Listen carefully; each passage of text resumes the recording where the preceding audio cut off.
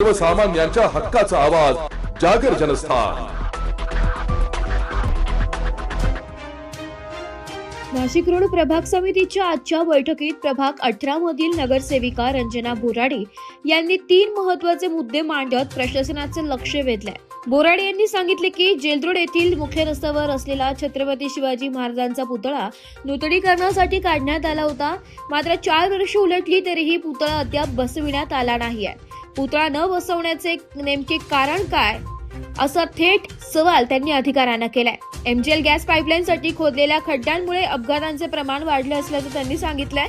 ज्येष्ठ नागरिक तसेच विद्यार्थी या खड्ड्यात पडून जखमी झाले, त्यामुळे खोदलेले खड्डे त्वरित दुरुस्ती करण्यात यावेत अशी मागणी त्यांनी केली आहे। प्रभागातील स्वच्छतेचा मुद्दा मांडत त्यांनी दशक येथील नादुरुस्त शौचालय त्वरित काढून घेण्यात यावे अशी मागणी केली आहे। दुर्गंधीमुळे आणि अस्वच्छतेमुळे स्थानिक नागरिकांना त्रास सहन करावा लागत असल्याचं त्यांनी सांगितलंय।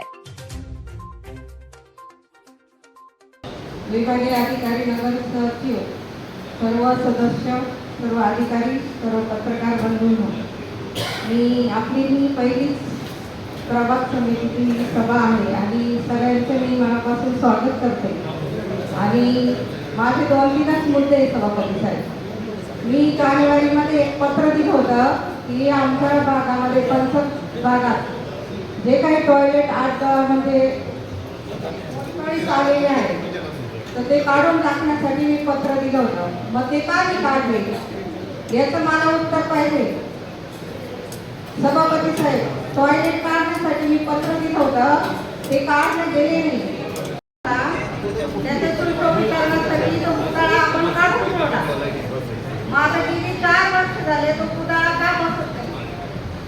आम्ही वेळोवेळी मागणी करून पण बसत नाही। नवीन बसवायचा किंवा जुना बसवायचा, पण तो लवकर बसवला का नाही आतापर्यंत?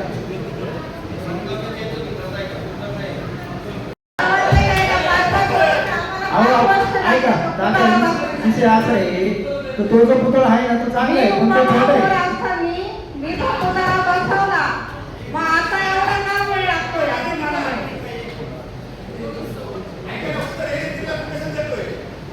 मला माहिती आहे ना सगळी प्रोसेस।